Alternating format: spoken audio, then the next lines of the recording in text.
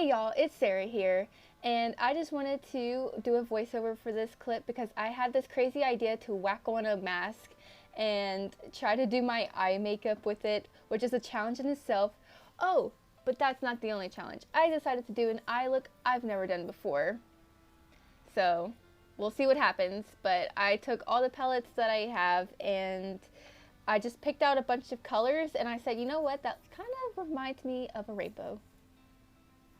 So I started with a white base. I have this white concealer from ColourPop, and I just put it all over my eyes to even out the surface and really add like a bright background so the colors will have the best chance of being vibrant and pigmented. And then there's Gammon. He comes in every now and then and tries to disrupt my working space, but y'all love Gammon. This is my cat. I went in with this bone shade, like a bone white shade, to put on the top of my eyes so that it wasn't such a harsh white line and it would have the color, it would have something for my colors to blend into. For this first eye, I was very inspired by all the tie-dye that's been going around. Like a lot of people have been doing that during quarantine. So I thought it was fitting to do with, you know, a mask on. I'm going in and just kind of placing the color wherever I feel like it will look good and clean off my brush in between each color and adding on. This does take a lot to build up and kind of like, you kind of have to keep going back and forth between all the colors and adding on. So some of that you won't see on camera, but that's basically all I did. I just picked colors, put them on my eye, and then built them up. This color, blue, is really pretty, and I feel like it really complemented that yellow and that pink. I kind of wanted to add more later, but I didn't want it to overtake the eye. And every now and then the camera goes a little blurry, like that. But I'm still working with the autofocus. I think I might have to just do manual focus. So I went ahead and set it with the setting spray, so I was hoping that I would give it the best chance to like stick and, you know, stay while it worked on the other eye. And, what other eye am I going to do? Oh, that's right, rainbow. I was going to do the same exact thing onto the other eye, but then I decided I should just do the classic rainbow. As you see though, in this blurry clip, the colors that I chose really didn't work, but I didn't have a whole lot of like different reds to really work with. So I just kind of had to like work with what I had, I guess. But I think overall it was alright.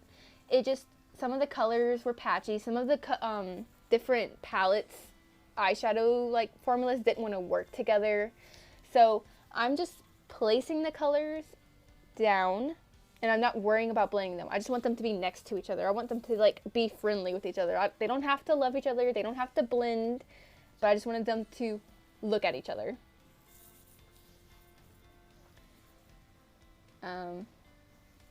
Going in with that same yellow as on the other side. And I just kind of like planned out in my head how many colors I might be able to fit onto my eye. And overall, I think it looked pretty good. But look at this. Oh, this green. Yuck. I hate it. I really, whenever I looked at the color in the pan, I was like, this is going to be a really pretty bright green. It's going to really like brighten the look. And then I put it on my eye and it was this color. But don't worry, I keep working with it and it kind of gets a little bit better. Then I went in with this like really light blue. I don't like the light blue with this look. I felt like with those colors it kind of didn't work, especially with it being the brightest color on the outer end. And then this purple from the Anastasia palette, I'm not sure what was causing it to be so patchy because I've worked with this color before and I didn't really have this problem. But I think it could have been just the bright concealer base. Maybe it was sticking weird wrong. I don't know. I went ahead and added it anyway to the other eye, even though, whoa, it just wasn't working for me, that purple. I tried to layer it up as much as possible. Later, you'll see, like, in this clip, you can even tell. And that's me just blending out the very tops of my eyes, trying to make them cohesive as possible. Same on this eye, which I feel like this eye looks pretty good. It looks like just like a bunch of paint blobs, but I kind of like it. I don't know if it really, you know, says, hey, this is tie-dye, but it's close enough to me. Go ahead and spraying them babies again. Oh, wait a second. Sarah, you're spraying setting spray onto an eye that does not look good. What are you going to do about that? Oh, do you notice it yet? Do you notice it yet? Nope, it's not that eye. Oh, there it is.